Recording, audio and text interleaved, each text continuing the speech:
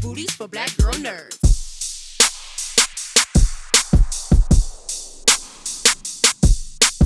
I'm Catalina Combs. I'm with Black Girl Nerds. I'm emotions. First of all, I love Black Girl Nerds, too. Yes. And we love you. Thank you. I'm so happy that you were able to make it today. And I just want to jump in. I know we don't have that much time. So Bayard Rustin is just this amazing, complex character. Was there anything in your research that just blew your mind and that you kind of held with you during the filming process? I think his mind, just how quick-witted he was, how well-studied he was, how much of an original he was. The man, he played the lute, he sang Elizabethan love songs, he was an athlete, he was in the War Resisters League, he was a young communist. It's like this man, there was no brother made like him, ever. And I think there ever will be. You know, he was Prince in a way. he was Michael Jackson. That's the pantheon I put by Rustin, and I think so that blew me away. Just how can that person be as full as he was at the time that he was in, where the entire world says that he shouldn't exist, and he was defiantly optimistic and believing in the humanity and justice for all. That's pretty remarkable. Yeah, absolutely. I feel like Rustin is just a emotional film. I mean, I cried a little bit. But you've also had these films like Sing Sing, which I also cried when I saw it. I'm sure I'm going to cry in The Color Purple. I don't doubt it. So this is like an emotional journey for you. What's this journey, just these last few movies, been like for you mentally, and just what are you taking in? Wow, especially you mentioned these three films. They've happened in succession, where I had to go to some very deep places in my soul to bring that part of whatever things I'm questioning or I need or I want, and be in service to these films. In each one of those films, I've been in service. I feel like, for a long time in our careers, when we're working, we're trying to get jobs and perform and do these things, and at some point I think you start to understand what you're really trying to do, and suddenly I've been tasked with these great opportunities that were seismic to be of service to character, to production, to being the soul of a project, and it takes a lot, but I knew I was ready for it, because it feels like it's something divine about that, to be honest. Yeah. And something's beautiful. You're like, how can I, with what I do with creating art, make whatever small piece of this world a little better? Whether it's the way a set is run, or the way we establish equity for production, or the way we go to the soul of a underappreciated hero. You know, I think it's service. That's amazing. I feel like this film, yes, it is for those like leading the charge, the activism. It's so powerful. But what are you hoping people who may not be as active in just their government, their policies, their culture, what are you hoping to take away from this film? Well, then, for those people, I feel like the takeaway is to just interrogate your history. There's always more to history. Just to the right of the camera is the man who organized the March on Washington, but you're so centered on the center of the camera. Just look to the left of the camera. I'm sure Ella Baker's there. Other people are there. Just like, really, it's your opportunity to understand. That helps us understand who we are in the world. We know that it's a bigger place. I think that's my takeaway, for us to. I hope that people who they see the film enjoy the film. I think it has a buoyancy and a light to it.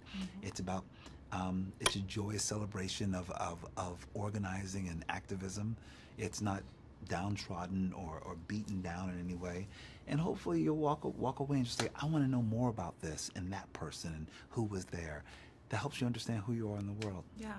It was definitely a moment where just people around the table in one of the scenes, and I was like, I want to know more about every single Right? person. All the young people, the old heads, all that. You're like, it was, fascinating, right? Yes. Me yes. too. Me too. Amazing. Thank you so much. This has been a pleasure. Thank you. My pleasure, too. Thank you.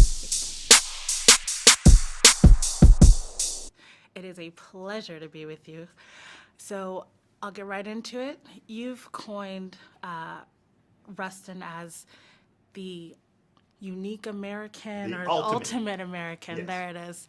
So how did you get from just your feelings about Rustin to getting Colman to be that person and then making a film about your hero, basically? Well, I wouldn't call him I don't have heroes. But I don't know if I have heroes. I sort of don't believe in that phenomenon because it puts them somewhere beyond you. Okay. And I'm intrigued by people's strength and frailty and their contradictions and what makes them extraordinary and what happens to them when they fail and how they recover. So I'm really intrigued by all of those dynamics and that's really compelling to me. So I wanted to craft a story that celebrated a human being who I think is really quite remarkable, who is a ferocious, impassioned believer in the potential of what this country is, and it felt as though his responsibility to call out injustice anytime he came into contact with it or anything that he knew about it. And also, he was a teacher, and that I really appreciate and respect about him. So I was really wanted to celebrate that, as well as being a human being, as well as having a heart, as well as wanting, safety and love, and at the same time willing to sacrifice what he needed to sacrifice for the greater cause. So I wanted to celebrate all of that, and I was looking for an actor to play Rustin, but also actors to play all the people who were part of the movement at that time period, and people who had an intelligence and a ferocity and a vulnerability that would make the moment feel like it was happening now, as opposed to some removed, distant place where you see statues of perfection. Instead, you see human beings rising to be the best version of themselves. I love that. Humanity first. I love that. Exactly.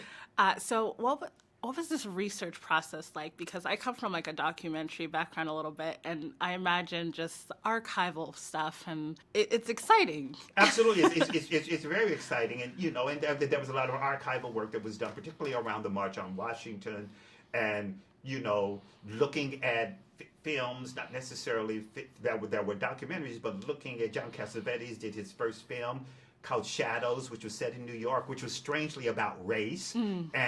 And then there was a film that Sammy Davis Jr. did, A Man Called Adam, which isn't a great film, but it happened to be the first film role that Cicely Tyson did. But it was very interesting to see these black characters navigating their way through Times Square.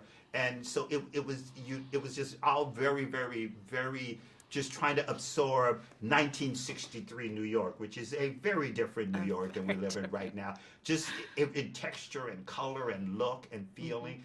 And and then digging into the popular music, so that therefore, you have a world where there's a Ruth Brown and a Doris Day and a little Jimmy Scott and little Richard. All of that was part of the fabric and the texture of that. So just anytime I do a period piece, I try to absorb that period and put it inside my body, so that therefore when I'm talking to actors or when I'm working with an editor or a production designer, it's coming from inside of me as opposed to a fact that I've learned.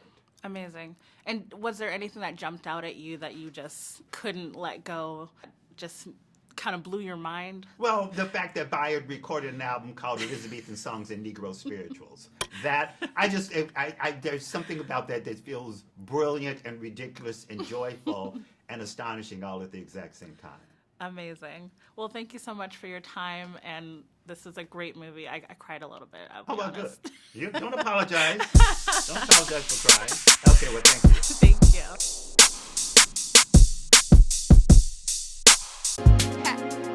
Better shake your booties for black girl nerves.